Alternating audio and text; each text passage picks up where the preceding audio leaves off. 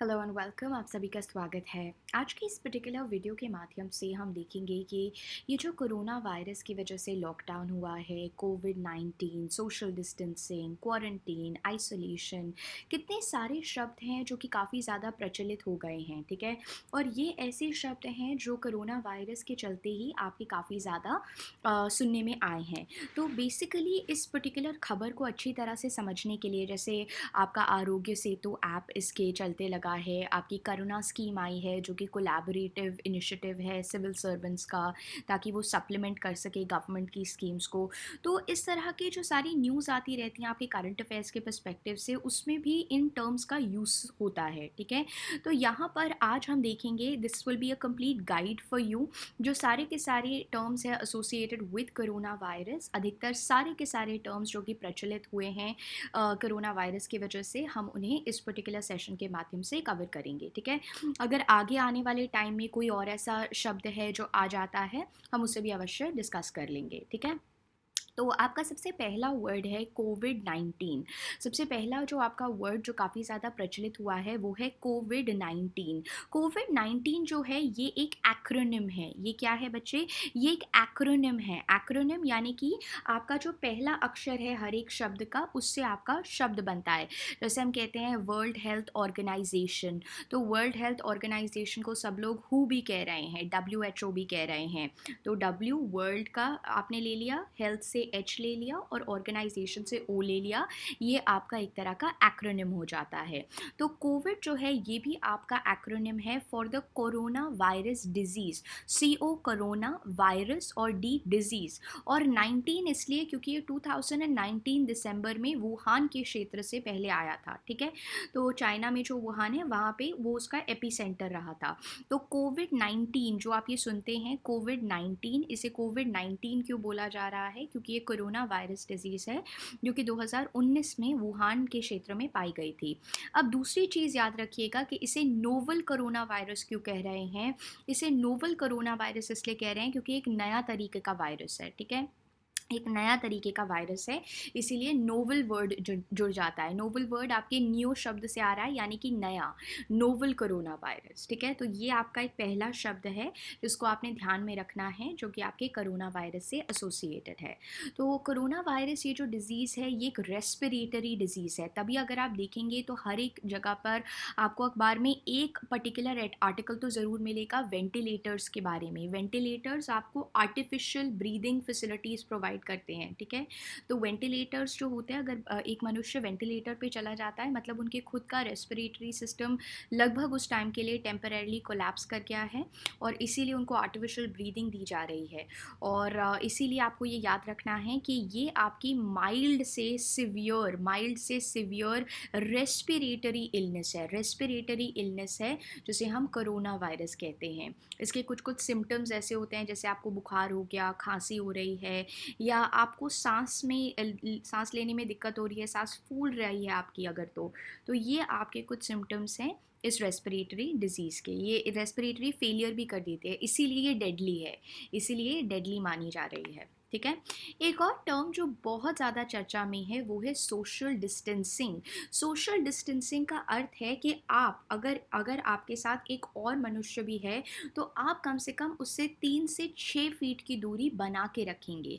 आप उस पर्टिकुलर व्यक्ति से 3 से 6 फुट की दूरी को बरकरार रखेंगे, तो उसके लिए सोशल डिस्टेंस वर्ड का यूज़ किया जाता है। सोशल डिस्टेंसिंग का क्या अर्थ हो जाता है? जब आप किसी से एक फिजिकल डिस्टेंस मेंटेन करते हैं।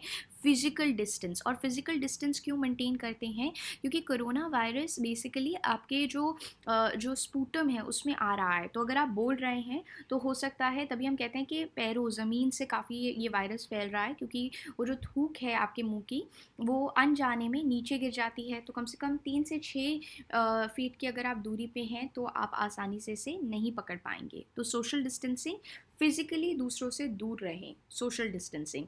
तभी आप देखेंगे आजकल अगर आप बाज़ारों में जा रहे हैं लेने के लिए लॉकडाउन के पीरियड में, तो उन्होंने छोटे छोटे गोलाकार चीज़ें बना दिए गए हैं। क्यों? ताकि आप डिस्टेंस मेंटेन कर सकें, 3 से 6 फीट की दूरी मेंटेन कर सकें। ठीक है। तो अवॉइड जब आप करते हैं क्लोज कॉन्टैक्ट यानी कि आसपास नहीं बैठते हैं। जैसे अगर आप किसी बस हो गई या मेट्रो में आसपास बैठते थे, वैसा बिल्कुल नहीं बैठना है, ठीक है। क्योंकि ये जो है ये एक बहुत ही ज़्यादा कंटेजियस डिजीज़ है। कंटेजियस यानी कि डायरेक्ट या इनडायरेक्ट कॉन्टैक्ट अगर मैं कर लेती हूँ जो इससे ग्रस्त है, तो किसी और व्यक्ति को भी हो सकता है, ठीक है।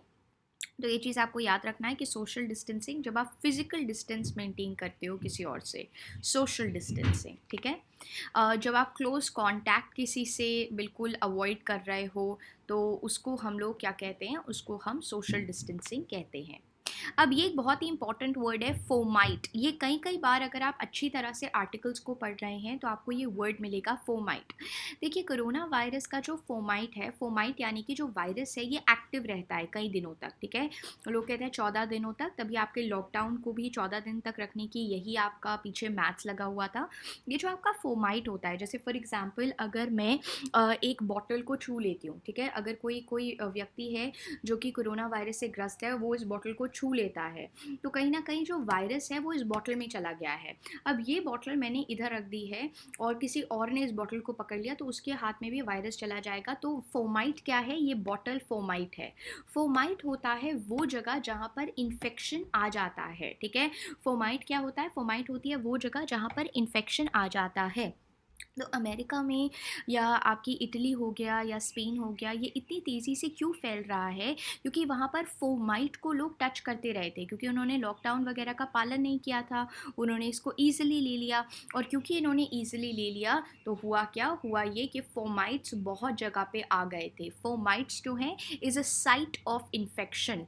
फोमाइट क्या है आपका बच्चे, फोमाइट को आप इसको याद रख लीजिएगा, fomite is your site of infection, ठीक है। फोमाइट को अगर मैं इसको कहना चाहती हूँ तो मैं इसको क्या कह सकती हूँ, फोमाइट को I can call a site of infection, ठीक है। एक साइट जो है आपकी इन्फेक्शन की, तो उसको हम क्या कहेंगे, उसको हम फोमाइट कहेंगे। A site of infection will be called as fomite, उसको हम क्या कह देंगे, उसको हम फोमाइट कहेंगे। जैसे दरवाज़ों का जो आपके नॉब्स होते हैं, बॉटल हो गई या कोई चीज़ हो गई जहाँ पर इन्फेक्शन पकड़ में आ गया है, उसको फोमाइट कहेंगे, ठीक है।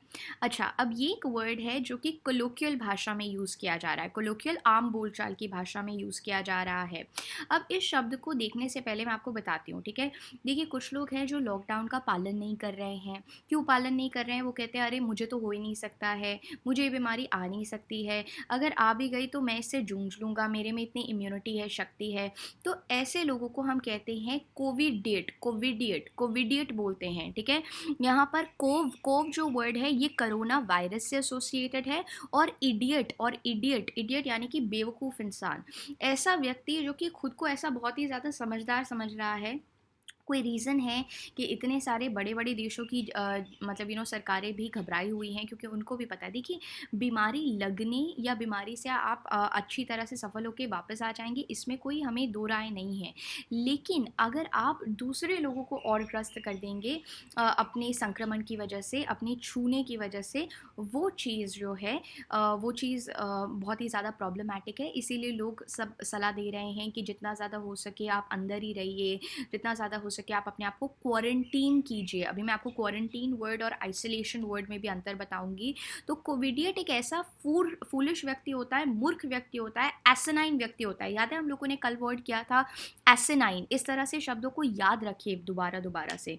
तो कल हमने वर्ड किया था एसिनाइन। कोविडियट एक ऐसा बेवकूफ़ व्यक्ति होता है, ऐसा एसिनाइन व्यक्ति होता है जो कि सोचता है कि अरे भाई मुझे तो कुछ हो ही नहीं सकता है, मुझे तो वायरस छा ही नहीं सकता है। तो ऐसे व्यक्ति को हम कोविडियट कहते हैं, ऐसे व्यक्ति को हम कोविडियट कहते हैं। सो कोविडियट कौन सा व्यक्ति है, कोविडियट आपका व्यक्ति है जो सोचता है कि मुझे तो भाई कोई बीमारी हो ही नहीं सकती है।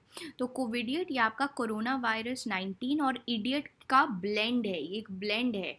ये एक तरह का इंसल्ट है कि जो लोग बिल्कुल डिसरिगार्ड कर देते हैं हेल्थ स्टैंडर्ड्स को, अपने हाथों को नहीं धोते हैं, फिजिकल डिस्टेंस मेंटेन नहीं करते हैं, मास्क पहन के नहीं जाते हैं, क्योंकि उनको तो लगता है उनको कुछ हो ही नहीं सकता है, ठीक है।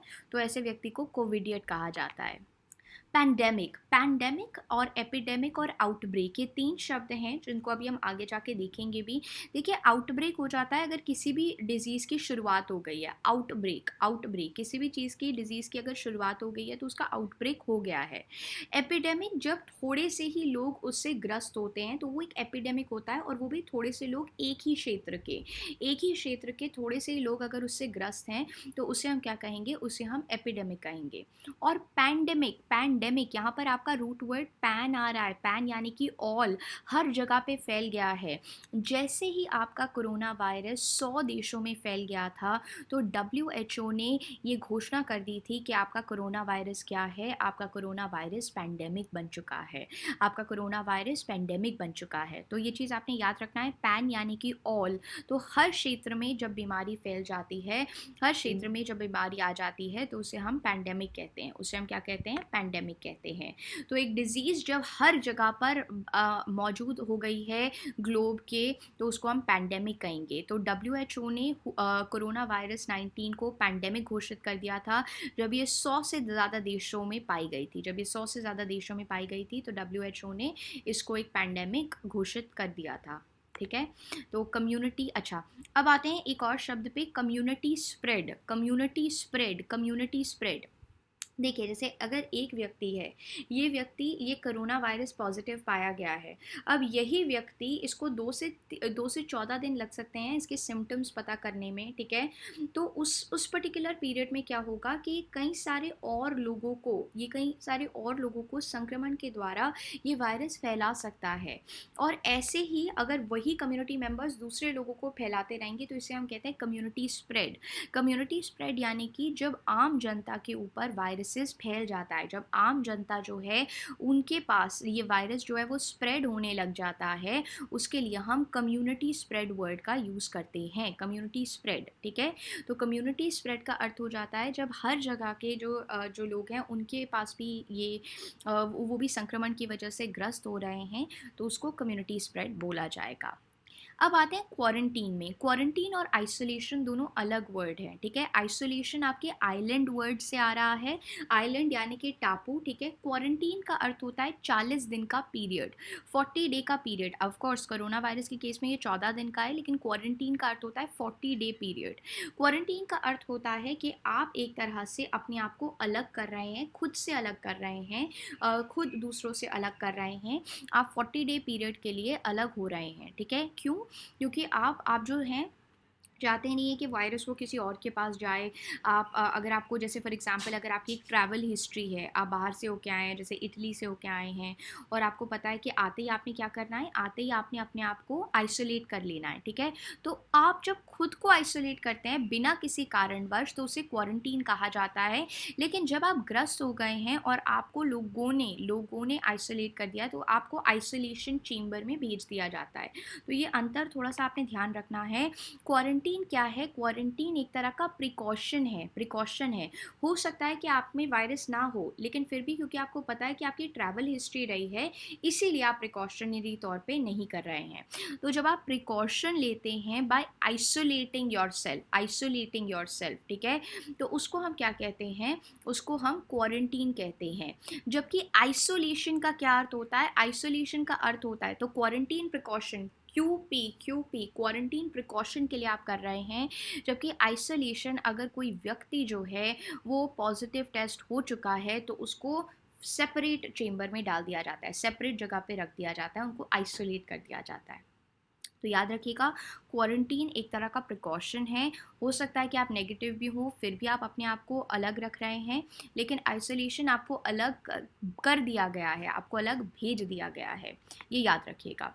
अब एक और शब्द है जिसकी चर्चा अक्सर लोग नहीं कर रहे हैं, लेकिन इसका यूज़ हो रहा है आपके न्यूज़पेपर्स में, और भारत में तो ये बहुत ही ज़्यादा आवश्यक है। कोमॉर्बिडिटी का अर्थ होता है, देखिए यहाँ पर आपको याद रखना है, कोमॉर्बिडिटी का अर्थ होता है, जैसे हो सकता है कि अगर ये व्यक्ति है, ठीक है, इसको कोरोना वायरस का डिजीज़ हो जाता है, कोरोना वायरस पॉजिटिव है, हो सकता है कि पहले से ही इस व्यक्ति को कई सारी और बीमारियां थी, तो उसके लिए हम कहते हैं कोमॉर्बिडिटी, उसके लिए हम कहते कहते हैं कोमॉर्बिडिटी। कोमॉर्बिडिटी कोमॉर्बिडिटी का अर्थ होता है जहाँ पर एक व्यक्ति को मोर देन वन डिजीज होती है at the same time. Comorbidity comorbidity, that person is having more than one disease at the same time. At the same time that person is having more than one disease, उसे comorbidity कहेंगे, उसे comorbidity कहेंगे। ठीक है, comorbidity. और ये बहुत ही ज़्यादा सेंसिटिव होते हैं, पर्टिकुलरली अगर किसी व्यक्ति को डायबिटीज़ है तो उसे तो डेफिनेटली घबराना चाहिए, क्योंकि डायबिटीज़ वैसे ही बहुत ही ज़्यादा जानलेवा होता है। और अगर किसी व्यक्ति को डायबिटीज़ है और उसके उपरांत कोरोना वायरस हो गया है तो कोमॉर्बिडिटी हो रही है, कोमॉर्बिडिटी। ठीक है, तो the condition, the medical condition जहाँ पर एक व्यक्ति को पहले से ही एक डिजीज़ है, जहाँ पर एक व्यक्ति को पहले से ही एक डिजीज़ है, उसे कोमॉर्बिडिटी कहेंगे। सोशल डिस्टेंसिंग हम पहले से ही डिस्कस कर चुके हैं। जब आप फिजिकल दूरी मेंटेन करते हैं तो उसको हम सोशल डिस्टेंसिंग कहते हैं। जब आप 3 से 6 फीट की दूरी मेंटेन रखते हैं तो उसे हम सोशल डिस्टेंसिंग कहेंगे, ताकि और किसी को ये डिसीज़ ना हो। अब ये शब्द आपने बहुत ज़्यादा सुना होगा, we all need to flatten the curve. We all need to flatten the curve. हम सबको फ्लैटन द कर्व करने की आवश्यकता है। We all must flatten the curve. ठीक है, देखिए फ्लैटन द कर्व का अर्थ होता है, जैसे आपका आज है, ठीक है, आज आपका पहला हफ्ता है, आपके 3 केसेस है कोरोना वायरस के, फिर आपका दूसरा हफ्ता है आपके 40 केसेस है कोरोना वायरस के, फिर आपका तीसरा हफ्ता है आपके 100 केसेस है कोरोना वायरस के। तो ये क्या है, ग्राफ आपका बढ़ रहा है, ये ग्राफ क्या हो रहा है, आपका बढ़ रहा है। लेकिन फ्लैटन द कर्व यानी कि आप रोकना चाहते हैं द इंक्रीज ऑफ पीपल, कि अगर जैसे तीसरे हफ्ते में 100 लोग ग्रस्त थे तो यही 100 लोग रहने चाहिए। ठीक है, तो साउथ कोरिया और जापान, साउथ कोरिया और Japan, they have flattened the curve, they have flattened the curve. ठीक है, फ्लैटन्ड द कर्व का क्या अर्थ हो जाता है, फ्लैटन्ड द कर्व का अर्थ हो जाता है जब आप रोक देते हैं the number of sick people, जब आप रोक देते हैं the number of sick people, you are flattening the curve. ठीक है, फ्लैटन द कर्व जब आप स्लो डाउन कर रहे हैं या रोक रहे हैं the rate at which a disease is spreading, the rate at which a disease is spreading, जब आप उसको स्लो डाउन कर रहे हैं या रोक रहे हैं। तो जब आप रोक देते हैं, जब आप स्लो डाउन कर देते हैं, the rate at which the disease is spreading, the rate at which the disease is spreading, उसको हम flattening the curve कहते हैं। उसको हम क्या कहते हैं, उसको हम flattening the curve कहते हैं। flattening the curve जब आप स्लो डाउन कर देते हैं the rate at which the disease is spreading। ठीक है, ये आउटब्रेक जब किसी डिजीज़ की शुरुआत होती है उसे आउटब्रेक कहते हैं। एपिडेमिक जब ये एक पर्टिकुलर राज्य में फैल जाती है। पैंडेमिक जब ये हर जगह पे फैल जाती है, महामारी बन जाती है, तो वो पेंडेमिक हो जाता है। तो आउटब्रेक सडन राइज जो हो जाती है, जब एक सडन राइज हो रहा है, डिजीज़ की शुरुआत हो रही है, वो भी एक बहुत ही ऊँचे स्तर पे, तो उसे आउटब्रेक कहेंगे। तो उसे क्या कहेंगे, उसे आउटब्रेक कहेंगे। एपिडेमिक जब वो आउटब्रेक जो है वो कई सारे इंडिविजुअल्स में फैल गया है। पैंडेमिक जब वो हर जगह पे एक बहुत ही वाइड जियोग्राफिक लोकेशन पे फैल गया है। आउटब्रेक डिजीज़ की शुरुआत, वो भी एकदम तीव्र गति से तेज़ी शुरुआत जब डिजीज़ की हो जाती है। एपिडेमिक जो आपकी एक क्षेत्र में डिजीज़ आ रही है, रैपिडली स्प्रेड कर रही है। पैंडेमिक जब वो हर जगह पे स्प्रेड कर गई है। ठीक है, कॉन्टैक्ट ट्रेसिंग, जैसे अगर हमें पता चलता है कि ये व्यक्ति है, ये कोरोना वायरस पॉजिटिव पाया गया है, तो हम इससे पूछते हैं कि कल आप किस किस को मिले हैं, परसों आप किस किस को मिले हैं, उसके पहले आप किस किस को मिले हैं, तो उनको नोट डाउन करना और उनको उनकी जांच पड़ताल करना, that is called contact tracing, ताकि हम पता लगा सकें कि उन लोगों को हम क्वारंटीन में भेज सकें ताकि वो लोग और लोगों को संक्रमित ना कर दें। तो कॉन्टैक्ट ट्रेसिंग का क्या अर्थ हो जाता है, कॉन्टैक्ट ट्रेसिंग का अर्थ हो जाता है जो व्यक्ति ग्रस्त है उससे पूछना कि वो और किन किन लोगों से मिला है, ताकि उन लोगों को आप क्वारंटीन में डाल सकें, ताकि डिजीज़ का स्प्रेड होना कम हो जाए and you are able to flatten the curve. तो contact tracing, the practice of identifying and monitoring individuals जिन्होंने कॉन्टैक्ट किया था, जो कॉन्टैक्ट में आए थे विद द इन्फेक्शियस पर्सन, ठीक है, तो उसको कॉन्टैक्ट ट्रेसिंग कहा जाता है।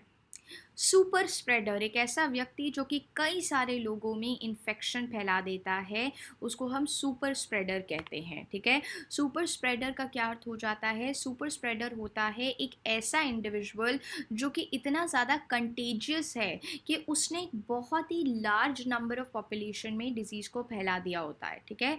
उसने लार्ज नंबर ऑफ पीपल को डिजीज़ से फैला दिया जाता है। जैसे अगर ये एक पर्सन है जिसको कोरोना वायरस है और ये मे बी 1000 लोगों से मिला, तो he can be termed as a super spreader. जैसे कि आपके दिल्ली के केस में हुआ है, तो वहाँ पर सुपर स्प्रेड हुआ है, सुपर स्प्रेडिंग हुई है वहाँ पर, ठीक है। तो सुपर स्प्रेडिंग।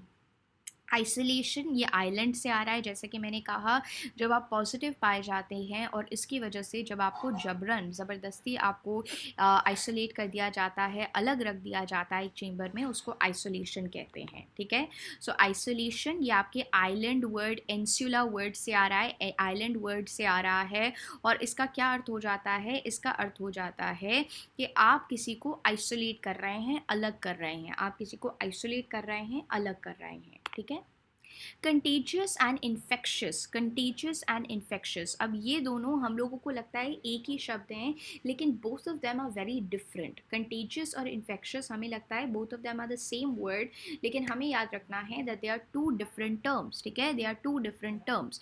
कंटेजियस का अर्थ होता है that it can actually be communicable यानी कि एक व्यक्ति से दूसरे व्यक्ति को हो सकती है बाय डायरेक्ट और इनडायरेक्ट कॉन्टैक्ट। डायरेक्ट यानी कि छूने से, इनडायरेक्ट कॉन्टैक्ट जैसे कि मे बी उसके लाइक मुंह की एयर, आपने सेम एयर को ब्रीथ कर लिया है। लेकिन इन्फेक्शियस का अर्थ होता है कि आपको इन्फेक्शन हो गया है वहाँ पर। जैसे फॉर एग्जांपल फूड पॉइजनिंग जो होती है वो इन्फेक्शियस डिजीज़ है। वहाँ पर क्या हो रहा है? आपको इन्फेक्शन हो गया है। इन्फेक्शन यानी कि बैक्टीरिया और वायरसेस की वजह से आपको प्रॉब्लम हो रही है। लेकिन फूड पॉइजनिंग कंटीजियस नहीं है, फूड पॉइजनिंग कंटीजियस नहीं है। अगर आपको फूड पॉइजनिंग है तो ये नहीं है, होता है कि आपके साथ बैठे व्यक्ति को भी फूड पॉइजनिंग हो जाएगी, ठीक है। तो ये चीज़ आपने याद रखना है कि जब आप फूड पॉइजनिंग की बात करते हैं तो फूड पॉइजनिंग जो है वो इन्फेक्शियस तो है बट कंटीजियस नहीं है। वो इन्फेक्शियस तो है लेकिन कंटीजियस नहीं है। तो हम लोग आमतौर पे इन दोनों वर्ड्स को मिला देते हैं, जो कि गलत होता है। कंटीजियस यानी कि डायरेक्ट या इनडायरेक्ट कॉन्टैक्ट से फैलेगी, इन्फेक्शियस यानी कि अंदर ही आपको आपको बहुत ही ज़्यादा बैक्टीरिया जर्म्स का स्प्रेड होता रहेगा। अब all infectious diseases are mostly contagious, ये मोस्टली कंटेजियस होती हैं, लेकिन सारी की सारी ये याद रखिएगा, सारी की सारी कंटेजियस डिजीज़ डेफिनेटली इन्फेक्शियस होती ही होती है, ठीक है। तो ये चीज़ आपने याद रखना है। कंटेजियस का अर्थ होता है आप उसको ट्रांसमिट कर सकते हैं बाय डायरेक्ट और इनडायरेक्ट कॉन्टैक्ट। और इन्फेक्शियस का अर्थ होता है कि इन्फेक्शन वो प्रोड्यूस कर सकती है। जैसे मैंने आपको एग्जाम्पल दिया था फूड पॉइजनिंग का अगर आप एग्जाम्पल लेंगे बच्चे, तो फूड पॉइजनिंग इन्फेक्शियस है, ठीक है। ये इन्फेक्शन को प्रोड्यूस कर देती है, लेकिन कंटेजियस नहीं है फूड पॉइजनिंग, ठीक है। जबकि कोरोना वायरस कंटेजियस और इन्फेक्शियस दोनों हैं, कंटेजियस और इन्फेक्शियस दोनों हैं। कुछ कुछ केसेस में इन्फेक्शन का लेवल कम हो सकता है जिसकी वजह से उनकी डेथ हो रही है, लेकिन कुछ कुछ केसेस में इन्फेक्शन का लेवल कम भी रहता है। Okay, now let's quickly come on to a segment जहाँ पर हम आपकी वोकेबुलरी को टेस्ट करेंगे। यहाँ पर आपको वर्ड चूज़ करना है which is closest in meaning, ठीक है। सिमिलर इन मीनिंग है यानी कि सिनोनिम है। जल्दी से इसको सॉल्व कर लेते हैं। बुकॉलिक, इसे बुकॉलिक कहा जाता है। बुकॉलिक का अर्थ होता है ग्रामीण क्षेत्र से एसोसिएटेड। बुकॉलिक का क्या अर्थ हो जाता है बच्चे? ग्रामीण क्षेत्र से एसोसिएटेड। इन सारे शब्दों में आपका वर्ड है रस्टिक, जिसका भी अर्थ होता है ग्रामीण क्षेत्र से एसोसिएटेड। ग्रामीण क्षेत्र से एसोसिएटेड, आपके गांव से एसोसिएटेड। पैस्टोरल भी कहा जाता है, रस्टिक भी कहा जाता है, आर्केडियन भी कहा जाता है, ठीक है। तो हम इसे पैस्टोरल, आर्केडियन, रस्टिक, पेजेंट यानी कि फार्मर्स एसोसिएटेड बुकॉलिक के लिए यूज़ कर सकते हैं, ठीक है। तो ये याद रखिएगा।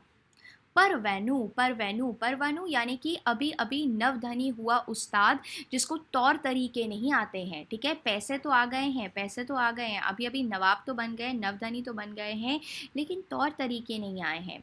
किस प्रकार से खाना खाना है, किस प्रकार से रिप्रेजेंट करना है, किस प्रकार से सोसाइटी में उठना बैठना है, वो सब नहीं आया। एक तरह का नूवो रीश है या एक तरह का अपस्टार्ट है, एक तरह का अपस्टार्ट है।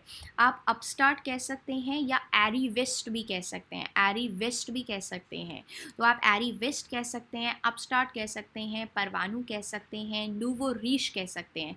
तो ऐसा व्यक्ति जो अभी अभी धनी बना है, आप लिख भी लीजिए इसे, ऐसा व्यक्ति जो अभी अभी धनी बना है लेकिन उसको तौर तरीकों की कोई बिल्कुल कोई सूझबूझ नहीं है, कोई समझ नहीं है। तो अपस्टार्ट यहाँ पर is the correct answer, upstart is the correct answer, ठीक है। परवानू जो कि अभी सडनली धनी तो बन गया है, सडनली धनी तो बन गया है, लेकिन सोशल स्टेटस में फिट इन नहीं करता है, सोशल स्टेटस में फिट इन नहीं करता है, ठीक है। एक तरह का अपस्टार्ट है, एक तरह का अपस्टार्ट है। एरीवेस्ट एक इम्पॉर्टेंट समानार्थी है, इसे याद रखिएगा, एरीवेस्ट और अपस्टार्ट ये इम्पॉर्टेंट समानार्थी है, साथ में नूवोरिश भी याद रखिएगा। पेट्रनेज, किसी के पास पेट्रनेज है यानी कि किसी के पास एंकरेज है या सपोर्ट है। किसी के पास यदि पेट्रनेज है तो या तो उनके पास सपोर्ट है या उनके पास एंकरेज है, ठीक है। एस्पियोनाज का अर्थ होता है जासूसी, एस्पियोनाज का क्या अर्थ होता है, जासूसी, स्पाई करना। तो सपोर्ट पेट्रनेज का सही सिमिलर मीनिंग है। मेलेंकली, मेलेंकली, मेलेंकोलिक, जब आप बहुत ही ज़्यादा लैक्रीमोस हो जाते हैं, जब आप बहुत ज़्यादा मरोस हो जाते हैं, जब आप बहुत ज़्यादा सैड हो रहे हैं, ठीक है, जब आप बहुत ज़्यादा दुखी हो रहे हैं या डिप्रेशन में आ गए हैं, जब आप डिप्रेशन में आ गए हैं यू आर मेलेंकलिक, जब आप डिप्रेशन में आ गए हैं यू आर मेलेंकलिक, ठीक है। जब आप डिप्रेशन में आ गए हैं तब आप मेलेंकलिक हैं। When you are in depression तो आप क्या हैं, आप मेलेंकलिक हैं। ओके, सो मेलेंकलिक जब आप डाउनकास्ट हैं, ग्लूमी हैं, डिप्रेस्ड हैं, बहुत ज़्यादा डिप्रेस्ड जब आप हो जाते हैं, ग्लूमी स्टेट में हैं, वो भी बहुत दिनों से जब आप ग्लूमी स्टेट में हैं तो उसके लिए मेलेंकलिक वर्ड का यूज़ किया जाता है। बहुत दिनों से जब आप ग्लूमी स्टेट में हैं, डाउनकास्ट हैं, डिप्रेस्ड हैं, ग्लूमी हैं, तो उसके लिए मेलेंकलिक वर्ड का यूज़ किया जाएगा।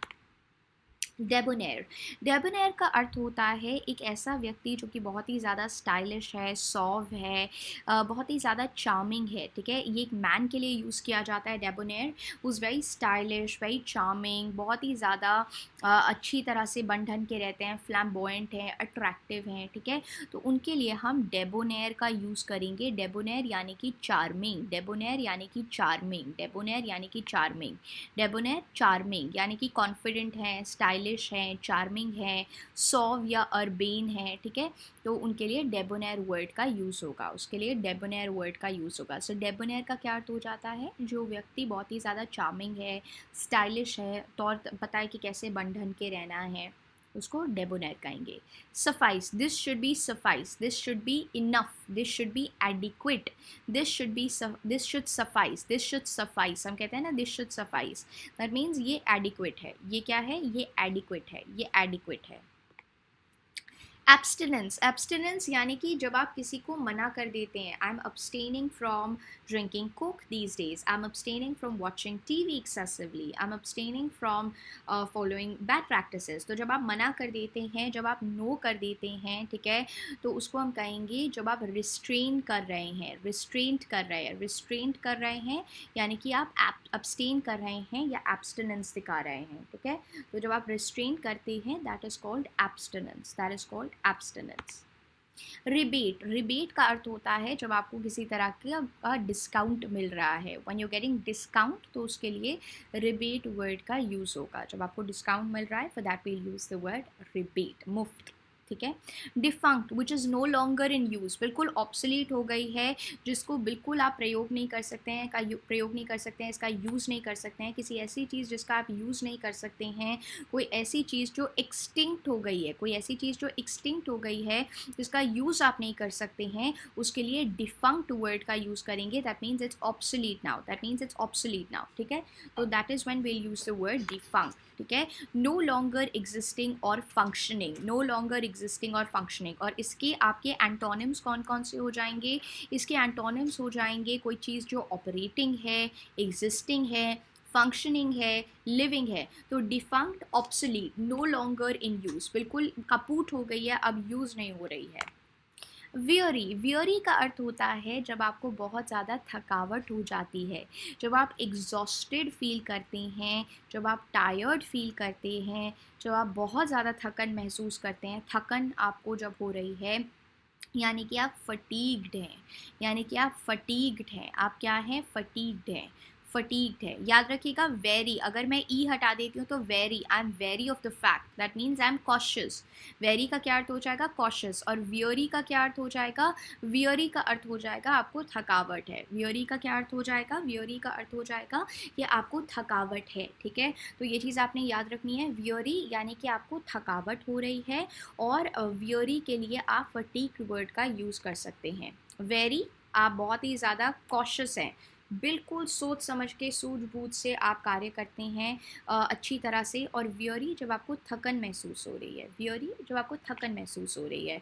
तो वेरी जब आप बहुत ज़्यादा कॉशियस हैं, बहुत ज़्यादा सस्पिशियस हैं, फूक फूक कर अपने पैर रख रहे हैं। जबकि वियरी हो जाता है when you are very tired, very very exhausted, बहुत ज़्यादा थक गए हैं। कप्रिशियस, कप्रिशियस का अर्थ होता है ऐसा व्यक्ति जो कि अस्थिर है, मर्क्यूरियल है, अनस्टेबल है, इरेटिक है, चेंज होगा, ठीक है। सो कोई ऐसा व्यक्ति जो कि अनस्टेबल है, पल में मतलब हम कहते हैं ना पल में तोला पल में मासा, तो चेंज होता रहता है।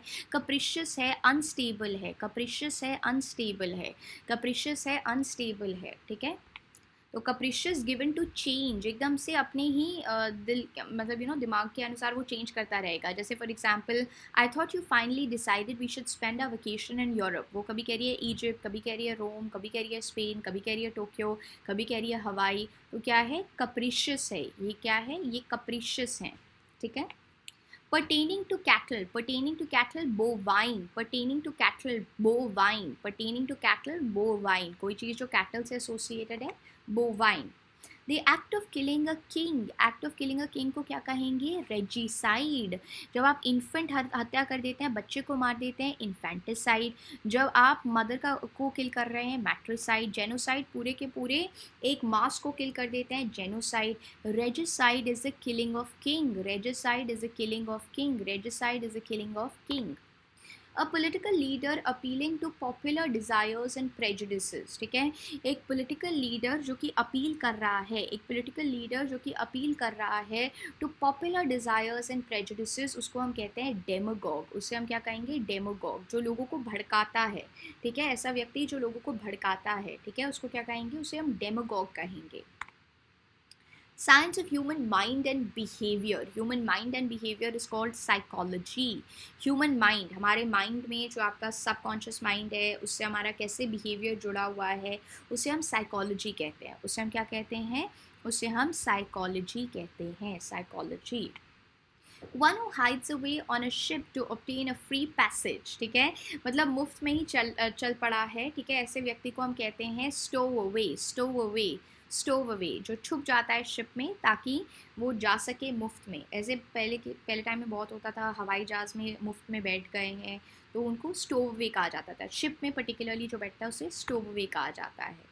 A guide post out the way, a guide post out the way for a place, उसे हम फिंगर पोस्ट कहते हैं, राइट। फिंगर पोस्ट जो आपको बताती है कि कहाँ पर जाना है, उसे हम फिंगर पोस्ट कहेंगे। A religious war is a crusade, एक रिलीजियस वॉर उसको हम क्या कहते हैं? Crusade, crusaders, religious war, religious war. Attrition यानी कि बहुत तेज़ी से लोग कंपनी को छोड़ रहे हैं, लेकिन क्रूसेड एक आपका रिलीजियस वॉर हो जाता है, ठीक है। तो ये हम लोगों ने इंपॉर्टेंट वर्ड्स को कवर किया, साथ ही साथ में कोरोना वायरस से एसोसिएटेड वोकैबुलरी को देखा। कल हम आपके ग्रामर के टॉपिक के साथ दोबारा से इस क्लास को कंटिन्यू करेंगे। अच्छी तरह से रिवाइज़ कर लीजिएगा, हो सकता है कि यही शब्द कुछ कुछ आपके एग्ज़ाम्स में आ जाएं। और डेफिनेटली जो हम लोगों ने ये सिनोनिम्स का टेस्ट एक लिया है, उसको तो आप ज़रूर अच्छी तरह से देख लीजिएगा, वो आपके एग्ज़ाम के लिए बहुत ज़्यादा आवश्यक है, ठीक है। तो इसी के साथ हम आज की क्लास को एंड करेंगे। अगर कोई डाउट हो तो उसे ज़रूर लिख दीजिएगा, अच्छी तरह से पूरे वीडियो लेक्चर को रिवाइज़ भी कर लीजिएगा। बहुत बहुत धन्यवाद।